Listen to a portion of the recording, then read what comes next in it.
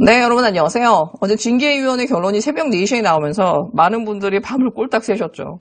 빨간아주 유튜브 보니까 그 시간에 동접자가 3만이 넘어. 그러니까 얼마나 많은 분들이 잠을 못 주무시고 결론을 기다렸는지 이제 알 수 있죠. 근데 결론은 사실은 굉장히 허무했어요. 정직 2개월. 저도 이게 딱 뉴스에 나오는 순간 와, 멘붕이 오는 거야. 이게 어떻게 가능하지? 이 온 난리가 났는데, 한 달이 넘도록 이 나라가 온 난리가 났는데 겨우 나온 게 정직 2개월? 심지어 이 6가지의 혐의가 전부 다 인정됐다고 하면서도 정직 2개월이라는 게 이게 믿을 수가 없는 거예요. 저것도 믿을 만한 사람들이고 엄선됐다라고 하는 사람들이 낸 결론. 17시간의 경론 끝에 낸 결론이 정직 2개월이라는 거지. 결국 어느 쪽도 만족시키지 못하면서 자기들은 전혀 피해받지 않는 최소한의 결론으로 도달한 거예요. 제가 이걸 보면서 조미연 판사의 판결에서도 느끼지만 정말 대한민국의 기득권은 기득권이구나. 쟤네들 사이에 있는 저 이너서클에서 반란자가 나올 수가 없구나. 배교자가 나올 수가 없구나. 이 나라는. 결국은 언론이나 검찰이 만든 이 언론 플레이와 한 개개인에 대한 압박을 저항하는 게 아니라 굴복했다는 거죠. 그걸 넘어갈 수가 없는 거예요. 대한민국의 기득권은. 새벽 4시에 그 정환중 위원장이 나와서 했던 그 기자들 앞에서 했던 말이 굉장히 의미심장해요. 국민께서 만족 못하시더라도 양해 부탁드립니다. 양정에 대한 국민의 질책은 달게 받겠습니다. 하지만 코로나로 이렇게 힘든 때 불미스러운 일로 오래 끄는 거는 바람직하지 않다고 결정해서 오늘 최대한 결론을 내기 위해서 경론을 벌였습니다. 근데 그 4명의 의견이 너무 갈렸습니다. 해임부터 감봉까지 너무 다양해서 만장일치로 결정을 내는데 너무 힘들었습니다. 그렇게 해서 언론사주나 이런 부적절한 만남은 불문에 처리하고 다른 혐의는 모두 다 인정했고 사실의 증거에 입각해서 결론을 냈습니다라고 얘기했어요. 다시 말해서 이 말은즉슨 해임부터 감봉까지 갈렸다라는 거 아니에요. 그리고 한 사람이 계속해서 기권표를 던졌다라는 거예요. 의견을 안 내고 있다가. 다시 말해서 두 사람은 해임이었고 한 사람은 징계 몇 개월 내지는 이렇고 있었고 한 사람은 의견을 내지 않거나 감봉을 얘기하면서 계속해서 이 징계위원회의 결론에 이제 기권표를 던진 거죠. 그러니까 한마디로 한 사람은 완벽하게 스파이였던 거예요.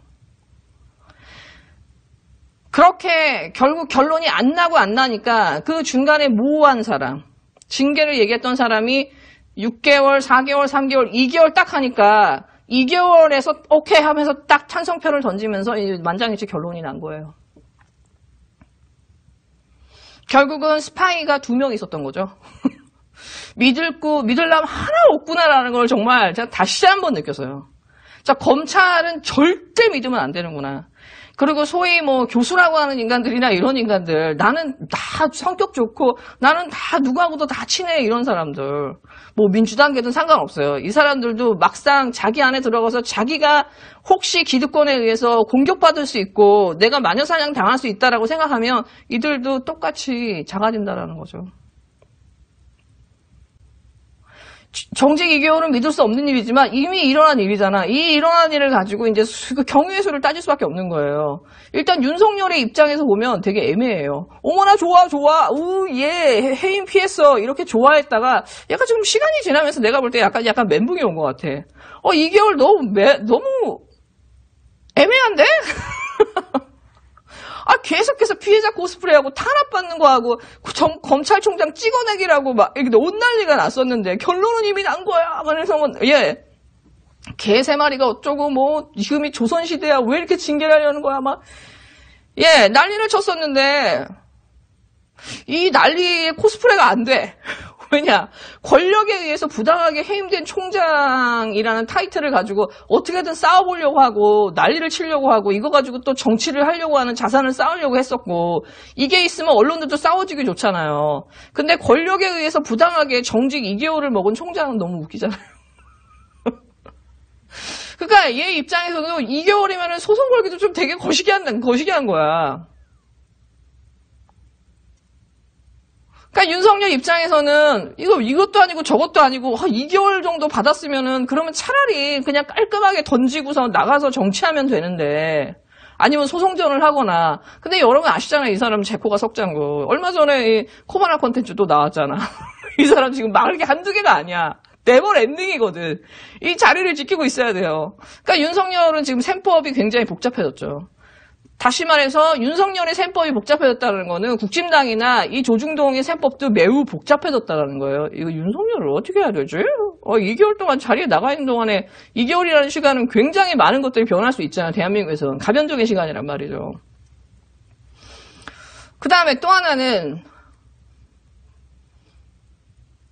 쟤네들이 이 모든 화살을 추미애 장관이나 이제 그 문재인 대통령한테 다 던질 거란 말이에요. 오늘 정의당 논평을 보세요. 진짜 쓰레기 같은 논평들.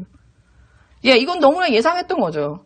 그러면 지금 추미애 장관에게 모든 책임을 들고 문재인 대통령이 다 잘못한 거라는 식으로 이걸 돌릴 때 제가 볼 때 민주당은 지금이야말로 정말 민주당이 180석이라는 힘을 보여줄 때예요. 이제는 정말 이 언론과 검찰, 이 국진당이 얼마만큼 쟤네들이 화력을 발휘할 수 있는지, 기득권을 갖고 있고 교묘한 언론 플레이를 하는지 봤잖아요. 그러면 민주당도 저들의 폐부를 찌르는 계속해서 반격을 해야 됩니다. 언론 플레이를 해야 되고. 그리고 검찰이나 대검에 정보공개 청구를 해서 윤석열의 특활비, 김건희의 어떤 그 개인 세무 자료라든가 장모의 어떤 법률 서류라든가 이런 것들, 이 대검에 계속해서 정보 청구를 해야 돼요. 그렇게 해서 이 사람들의 이 자료를 쥐고 있어야 됩니다. 그리고 국힘당이 맨날 하는 거 있잖아. 맨날 고소고발하잖아. 윤석열이나 그 와이프의 혐의에 대해서 민주당이 직접 고발을 해요. 쟤네들이 국힘당이나 법세련이 고발하면은 바로바로 사건 배당해가지고 수사하잖아. 민주당도 똑같이 해보라고. 가만히 있지 말고 시민단체만 보면서 넋놓고 있지 말고. 그리고 전관이유 방지법. 그 다음에 출마하기 전에 1년 동안 1년 안에 안 나오면 출마 못하는 출마금지법. 수사권 기소권 완전히 박탈하는 거. 이 법안들에 대해서 민주당은 최대한 빨리 지금 움직여야 돼요. 내가 볼 때 윤석열은 등치도 산만하지만 하는 짓도 너무 산만해. 가만히 있을 사람이 아니에요. 별짓을 다 할 거라고. 그러면 민주당은 지금 플랜 B를 준비해놔야 됩니다. 언제든지 윤석열이 불법 행위를 하거나 그 도를 넘어갈 때 탄핵을 할 수 있다라고 하는 사인을 줘야 돼요. 그래서 윤석열에 대한 탄핵 준비를 사실상 하고 있어야 된다. 안 그러면은 제가 볼 때는 정말 2021년에 이 총선부터 해서 이 전국이 너무너무 시끄러워질 거예요. 그 다음에 추미애 장관 같은 경우도 사실 되게 애매해졌어. 왜냐면 2개월밖에 안 받았기 때문에 추미애 장관이 나가서 뭔가를 할 수가 없어요. 왜? 윤석열이 돌아왔을 때 추미애 장관 가만 놔두겠어요? 제가 볼 때 지금까지 윤석열의 성정을 봤을 때 윤석열은 당한 만큼의 100배를 갚아주는 사람이야. 지금 있는 이 순간에도 추미애 장관한테 어떻게 보복할까? 저 징계위원 중에 나한테 징계 때 저 해임한 놈들 어떻게 할까? 이거 고민하고 있을래요. 추미애 장관은 지금 빨리 감찰부를 정상으로 다시 재가동해서 박은정 감찰관이나 한동수 감찰부장이 지금 윤석열이나 그 혐의를 수사할 수 있도록 지금 빨리 지금 움직여야 되고, 그렇게 해서 감찰부에 힘을 실어줘야 돼. 그래서 윤석열과 윤석열 와이프, 장모, 한동훈 이들의 커넥션을 빨리 밝히고 수사 의뢰를 해야 됩니다. 서울중앙지검에. 그리고 1월 달에 검찰 정기 인사 있잖아요. 그때 이 난리 쳤던 애들 있잖아요. 검난이라고 하면서 난리 쳤던 애들. 맨날 성명서 내고 했던 애들, 걔들 다 날려버리라고. 다 한직에 보내라고. 그리고 이번에 징계위원회나 이 직무정지 과정을 통해서 이 검사징계법이나 공무원 징계법, 그다음 법무부 감찰, 징계위원회의 조항, 감찰위원회도 마찬가지죠. 너무나 악용됐단 말이에요, 윤석열에 의해서. 그리고 너무 말도 안 되는 특혜들이 윤석열과 이 언론 플레이에서 주어졌단 말이지. 그러면 이게 정말 나쁜 선례를 남길 수가 있는 거예요. 다음에 올 총장이나 검사들의 징계를 할 때. 그렇기 때문에 이 법들을 제가 볼 때 모호한 법들을 까그리 다 개정해야 돼요. 명확하게 다 해야 돼요. 그리고 어떻게 보면은 얘네들이 말하는 것처럼 사상 초유의 검찰총장이 법무부의 징계를 받은 거거든. 그것도 정상적인 절차에 의해서. 얘네처럼 찍어내게 하고 이런 공작이 아니라 정말 정상적인 절차에 의해서 징계를 받는 역사를 만들었잖아요.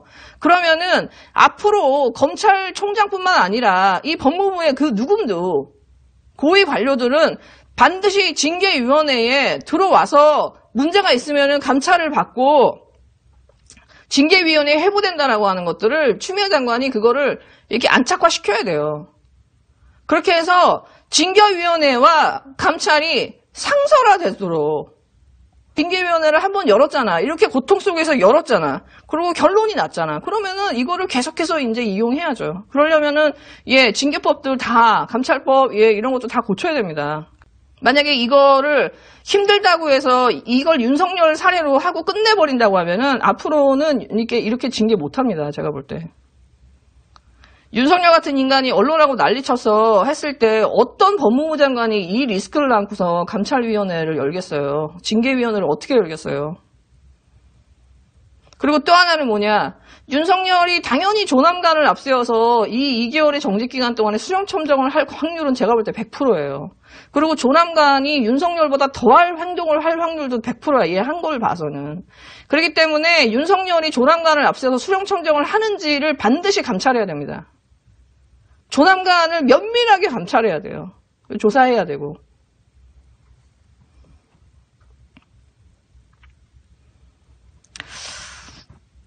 네, 진짜 이번에 이 징계위원회 이 결과를 보면서 정말 이 대한민국의 이 기득권이 이 껍질이라고 하는 게 정말 수십 번의 탈폐 과정을 거쳐야만 되는 거구나. 이게 한 번에 묻자듯이 갈 수 있는 게 아니구나.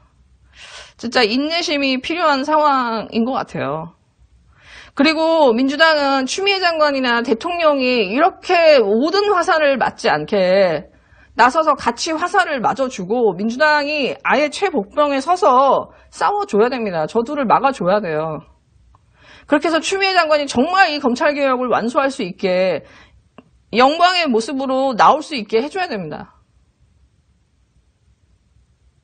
뒷짐지고 맨날 그러고 있지 말고.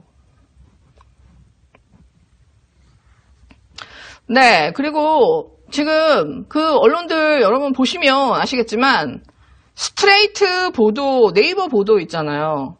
MBC 빼놓고는 보도한 데가 없어요. 이 큰 뉴스를 보도하진 않아요. 심지어 이 보수 편향이라고 하는데 한결의 경향도 없어요. 그리고 윤석열 이 부인의 코바나 콘텐츠가 국민은행을 통해서 3쿠션으로 이 두 개의 게임 업체에서 5천만 원씩 받았잖아요. 사실상 뇌물을 받은 거잖아. 이 혐의에 대해서 이렇게 쇼킹한 뉴스가 나왔는데도요. MBC 빼놓고는 지금 보도한 뉴스가 없어요. 지금 언론이나 포탈은 부패한 기득권들의 결사체예요. 지금 방통이나 방심이 지금 손 놓고 있죠. 근데 문제는 지금 이렇게 언론 지형이 편파적인데도 불구하고 민주당도 사실 손 놓고 있다는 거예요. 이 검찰 이슈라든가 이런 것들을 가지고 좀 더 면밀하게 퍼져나갈 수 있도록 민주당 의원들이 좀 이렇게 집단적으로 혹은 이렇게 스크럼을 짜고 움직여야 되는데 그냥 몇몇 의원들만 트윗 날리고 그냥 페이스북 날리고 그냥 세고위에서 한마디 하고 이게 끝이거든. 아니면 아예 말을 안 하거나. 그러니까 계속해서 언론이 끌려갈 수밖에 없는 거야. 여론이. 180명의 힘을 좀 보여주시라고요. 지금은 이제 민주당도 여론전을 빡시게 해야 될 때다. 그래야 추미애 장관도 대통령도 안전하다. 네, 여러분 즐거운 하루 되세요.